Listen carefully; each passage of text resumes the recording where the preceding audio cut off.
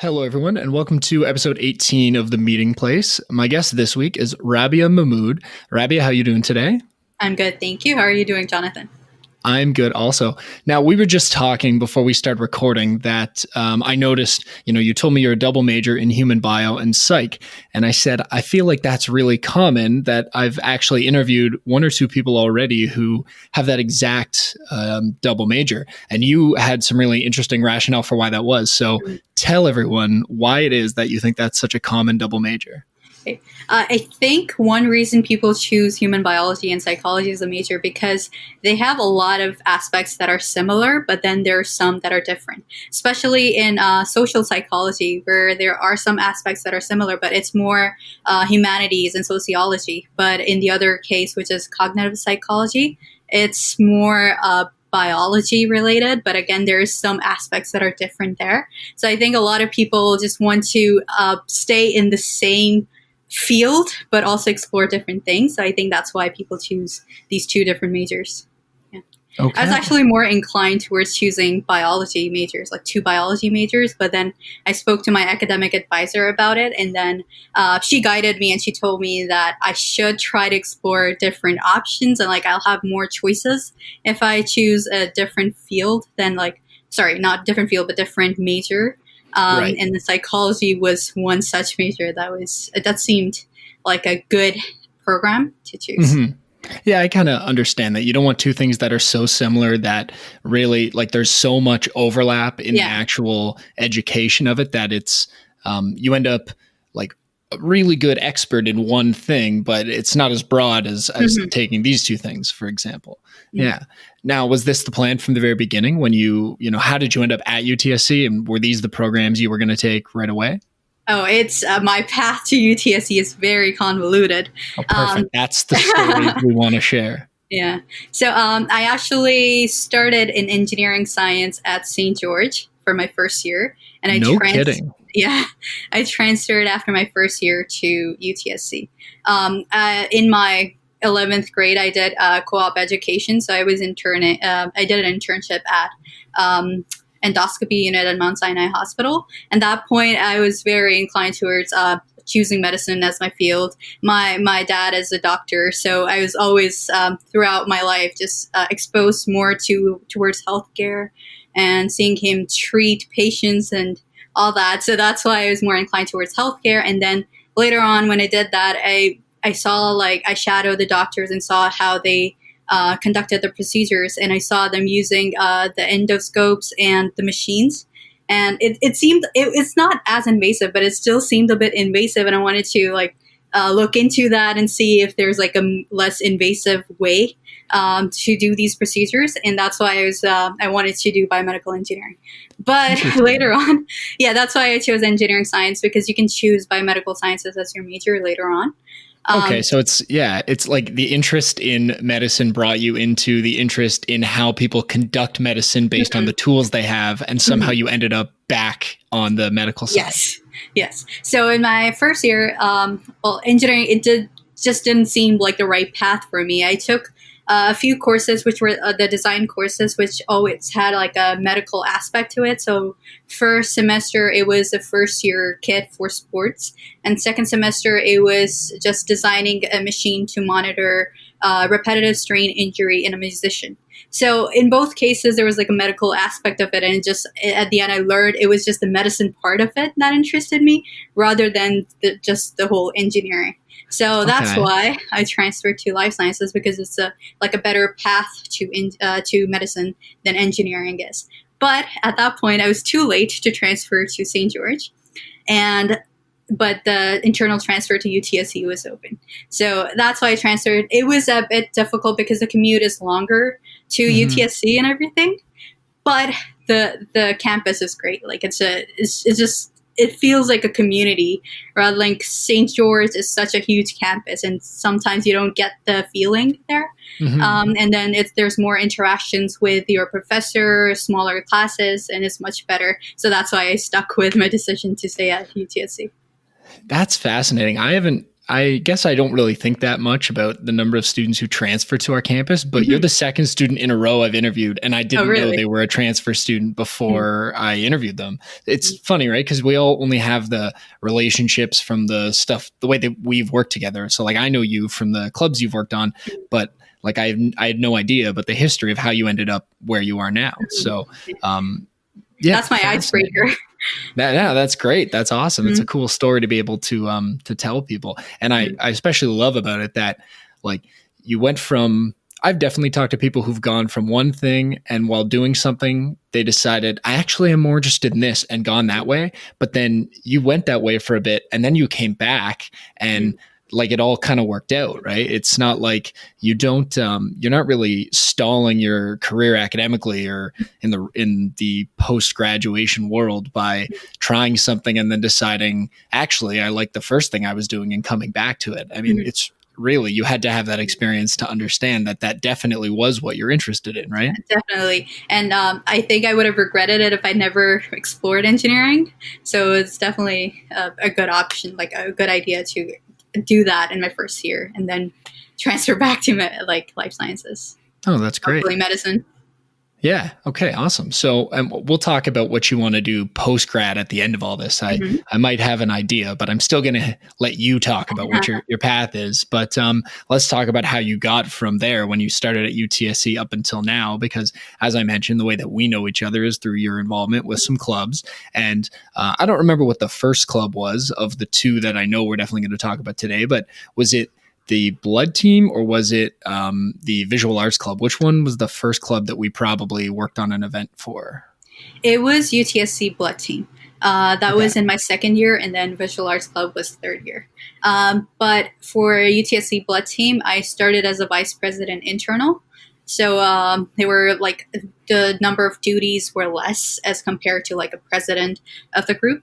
And I think I did contribute towards like the posters and then just interacting with the collaborators and everything.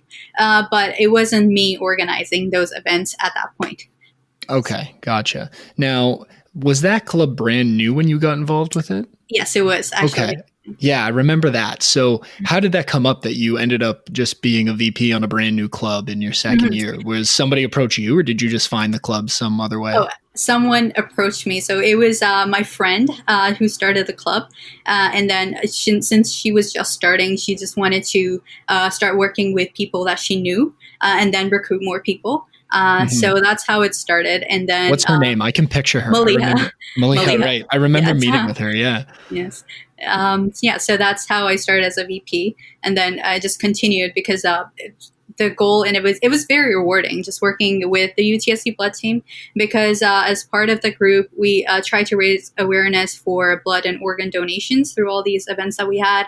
So you've probably seen in the meeting place where we had tabling events, blood typing, as well as blood donation events with, we were collaborating with Canadian Blood Services. So yeah, that was great. Did you also run the one of the one match days on campus? Yes, I believe that's a swabbing event. Yes, yeah. So it wasn't us, but this club did give us the opportunity to collaborate with another club, UTSC Stem Cell Club. So when we had our blood typing event, they had their swabbing event. So it was So the people who came for blood typing, we gave them the information about the swabbing event, and they just like headed to the swabbing, and then it was the same case. So it was great collaboration. And that's perfect, right? Because there is some overlap there in terms of is it the same staff that would come from an external organization to do both those things? It was different, organized one organization and different sub organizations. Yes, yeah. Right. So, so that's one of the advantages I think of being involved in a club so early on is that you were very quickly able to collaborate and work with people in a just sort of different subset of a similar interest, because it's like we just said, it's part of the same overall organization. And so you get to work with students from another organization, and then there would be the collaborating with actual staff from the, Canadian Blood Services. And if I recall, maybe it was Maliha who had to do it, but somebody had to talk to health and wellness to make sure like they were on board with you guys running this event. So, oh yeah, I believe that was Millie. Yeah, she had to struggle just to like get that on because it is like a safety because of the safety reasons, right? You have to get like all blood donation happening on campus, right? You have to make sure that it's safe. And I think that she ran into a little bit of trouble in the beginning, but it worked out later on. Yeah. So like it was smooth sailing for me from then on, but definitely like when you start a club, it's much more difficult than when you're like just become a president of a club later on. Yeah, definitely. I think having to just figure out what the rules are around what it is you're trying to do, and it's much different for a group like yours, where like you're actually taking blood samples from people, and then actually just blood donations, right? You're trying to set that up. So there's a little more safety requirements in that than there is in maybe a lot of other events that we have on campus. But you know, I think what I'm hearing is like, even if it wasn't you right away, there is a lot of there's a lot of collaboration that has to be done to make things like that happen. And so she set it all up, but then you had to continue on with that kind of process of working with other clubs, working with other staff at the university. So I think you get a lot of good experience doing that because it's just something that like when you graduate, you're going to have to work with people you're not comfortable with approaching about certain things. And like, there's probably a lot of students that don't want to go to health and wellness for one reason or another. And now it's like, oh, well, you want to run this event, you have to talk to them about it and get their approval. And so not that it's the scariest thing in the world for a lot of people, but it still puts you out of your comfort zone, I think, right? To have to set things up. Yeah. I think this is the kind of experience you can't get from academics. Definitely. Yeah. And that's what we're trying to do, right? Have these extra learning experiences outside the classroom that you wouldn't have otherwise. I think a lot of people think of it, and certainly I do, in terms of you're going to get the skill set and the knowledge in the classroom to help you succeed in the career you want to go into. But the place that you can practice all the soft skills that are going to facilitate you actually using that knowledge are doing things like being involved in a club. And I imagine all the experiences you had with that club are going to help you down the line. For sure. Yes. Yeah. Now, the other organization, I remember when you came to me to start this one, UTSC Visual Arts Club. So that's like a 180 from a very medical club. And so what was the rationale behind starting this group, and kind of talk through the process of getting it off the ground? And I remember with your first event, talk through that process. For sure. So I discovered that I had too many interests, and I somehow I wanted to explore them through clubs. Before I was like, do I have any interests? And later on I discovered I think I'm too passionate about too many things, and I just wanted to explore that through the opportunities available through UTSC. But in my first year, I discovered that there wasn't any visual arts club that was like very broad and then did both digital and traditional art. And at that point, I wanted to start like a club by myself where I could do it and also give other students the opportunity to actually explore the arts.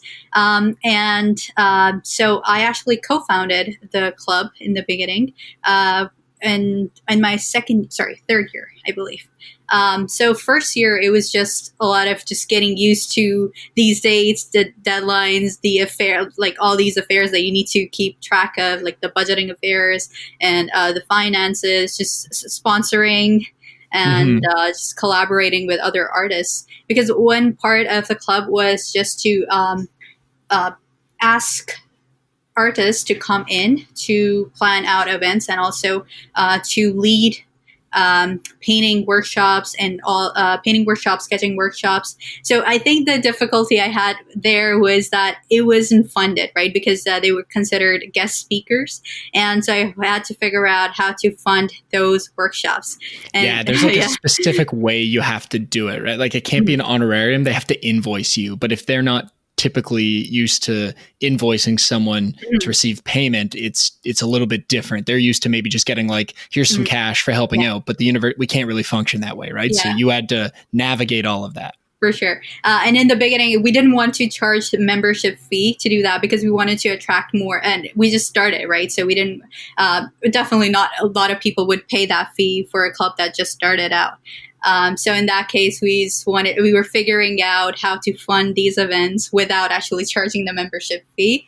And I think that was a bit difficult, but it did work out. Like even with a $5 to $7 fee, people were interested in visual arts, and that was first year. But second year, we definitely it just took off. Like we collaborated with other groups such as Counterpose, which you probably heard of, which it's a visual arts group that focuses on life drawing.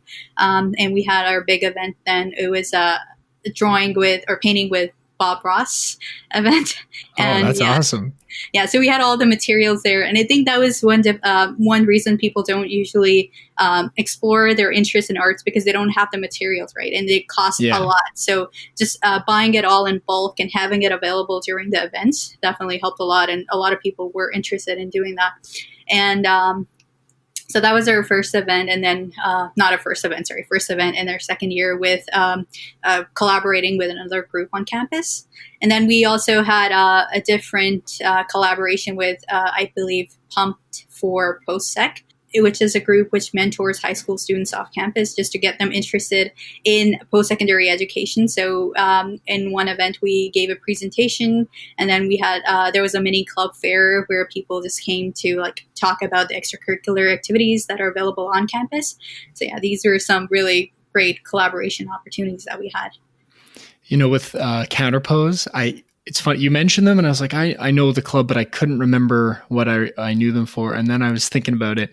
I believe they had come to us and they wanted to have like a live naked model that people would draw. And I remember just thinking like, how do we manage this in terms of like, it's got to be away from the main hallways enough that no one could just like come across it and be upset that it's happening. I don't remember the outcome, if it ended up happening or not, but that story will stick with me because that was one of those things that like, I think like, I can't believe I dealt with that with my job. I never thought that would happen. And, but yeah, it did. So the Visual Arts Club, so it's what, 2 years? You've had 2 full years of that club now. Yes. And I imagine the club's coming back next year as well. Yes, we're just transitioning right now. Perfect. So you're a good example of an organization that can start from nothing and then build its way up and and become kind of a staple group on campus that probably, I imagine once you're gone, there's someone else who's going to take over and run with it. Yes, definitely never thought that would happen, but yeah, it's great. I think we do have a lot of clubs that just show up for a year or two, but I think once you hit 3 years, there's enough of a following typically that those groups will continue on for years later. So that's good to hear. Now, for all of the impact you've had on this campus with those organizations, you were a recipient of the Letter Award, right? So congratulations for that. Thank you. So I don't know that I've ever explained that on this podcast before to anyone. So talk a little bit about the Letter Award and how that process of getting nominated was. So it was a self-nomination, but I had to contact... Which is awesome, by the way, because like if you don't ask for it, you're never going to get it in a lot of cases, right? Even a lot of people tell other people, can you nominate me for this if they want to be nominated? Because a lot of people, like everyone's busy. They're not always going to think to nominate like their friends for an award. So it's good that you went and did that. Yeah. So it was just contacting other people for references. And I think it's again, you said as people are busy, it was just hard to secure a reference even at the end. So it was just close to the deadline that I got a reference from students actually both on both clubs. So one at UTSC Blood Team and then the other at Visual Arts Club. And then, so that allowed me to secure this award. Yeah, no, and that's great.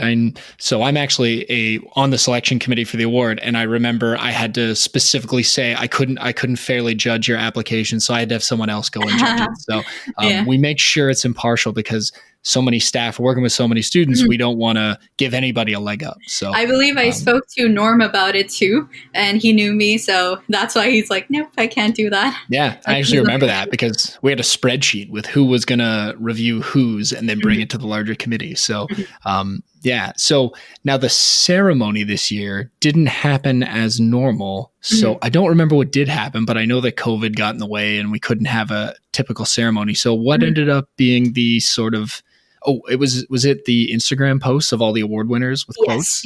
Yes, it was. So they asked for a photo and then a bio, and then they posted that, and they mailed out the awards. But I think what happened was some of the awards got damaged, so they're just replacing the awards as well. And when the campus opens, and they're gonna give the awards then. Oh, did you get yours? I did get mine, and it did get damaged. Oh no! Yeah. Oh, that's unfortunate. Yeah, that was a bad time to try and send mail, because that was like probably the same time that every single person was trying to order as much toilet paper on Amazon as they could buy. That was a ridiculous time. Sure. It's weird to think back to 4 months ago and how weird it was then. It's still weird now, but that was really weird. Yeah, I still don't understand what the deal is with the toilet paper. I know. It's like, anyway, moving on to something more interesting than toilet paper shortage. I also want to talk about your involvement in the UTSC Archery Club, because I haven't talked to anybody who's been involved in that. And that's one of those sporting activities that I think a lot of people are like, I'd like to try it once, because you don't often it's not like, the safest thing. You can't just go and play it on the street like street hockey. You've got to have a proper setup for that. So what is the kind of setup for the archery club on campus? Yeah. So archery club, it's in the Pan Am Center, and they create an archery range. So it takes time, definitely creating the archery range and then closing off the side so that no one can pass through when you're shooting. Yeah. So we did have trouble with the security guard who actually passed by whenever we were trying to shoot. So we had to let down again and again. So yes, you can't do that outside, and then because there's too many people around and you have to secure the area. Right. I got interested. I was always interested in archery, but I was looking through the guide, the athletics and recreation guide, and I saw there were instructional classes that were happening on campus. So, and I've taken a lot of instructional classes, so why not? So I did archery, and then it was a lot of fun, and it was very interesting. So in the middle of those instruction classes, I found out there was a competition happening, an archery competition at the end of, or beginning of March. So that happened this winter semester, actually. So it's pretty recent. Okay. And I just wanted to practice more, because with archery, there's 2 categories that allow you to participate competitively. So there is the novice category and then the advanced category, which is great, which is not a lot. You don't see that with a lot of sports. Yeah, like you don't have to be an expert, right? Yeah, definitely. So I just wanted to practice more, and then I heard about this archery club that they had, which practiced on Sundays for 2 to 3 hours. So I used to go every week just to practice, to get ready for the competition. And then that happened in March. And that was sort of a tryout for another inter-university competition that was happening end of March.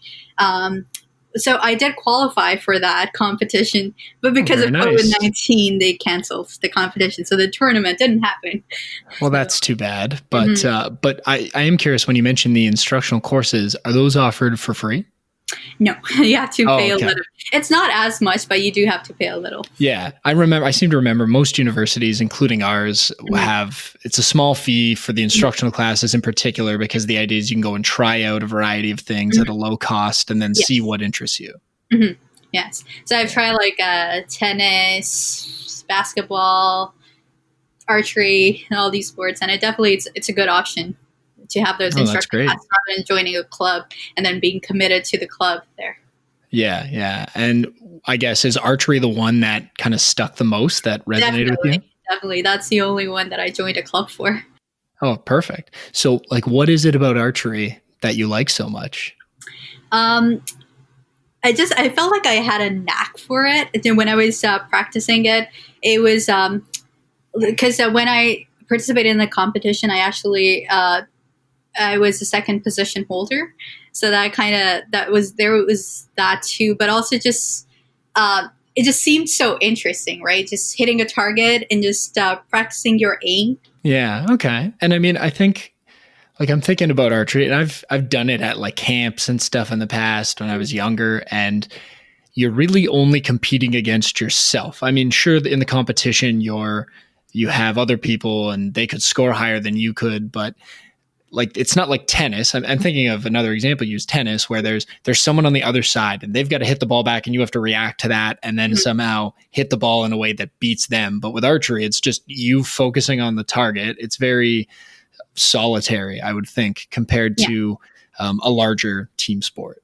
Definitely. But you do need to have those people just to make sure that the area is secure. So you can definitely not do it by yourself. You need someone there. But we don't want any of these security guards at Pan Am. Oh, yeah.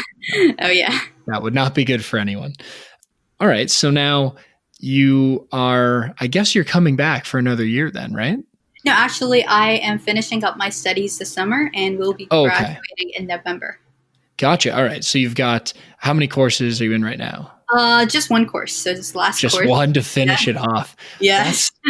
Does it feel sort of anticlimactic for you finishing school with one course in a term where you can't even really be on campus? Definitely. I never expected this would happen. As everything, end of the semester, everything just went online and you just wanted to be on campus to finish the last year, right? It just didn't feel right what happened. Mm-hmm.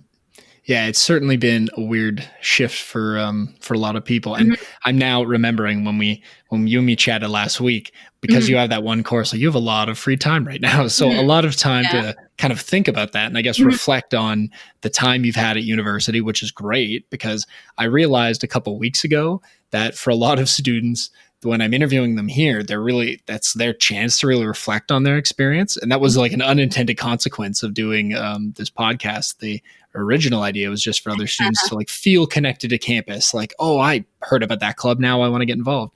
But it ends up, I've heard from other people who've been on it. Like it's been good for them to really think back about the experience kind of intentionally about what they did that they think will provide value to them in the future. So talking about the future, when you are done, your last class, which will be, I guess, quite soon, exams are next month, right? So you only have how many classes left? Like actual days of class? 2 classes, actually, 2-hour classes. And then you're done your undergrad barring one more exam, maybe? Yes. All right. So it's wrapping up. And what are you going to try and do after you're done university? So after I'm done university, I'll be looking for work in a healthcare, in the field of healthcare somewhere. So maybe at a clinic, or also maybe like explore research, clinical research maybe. So yeah, that's what I'm looking into right now. But because of COVID-19, especially with research, I think they're working at 25% to 50% capacity.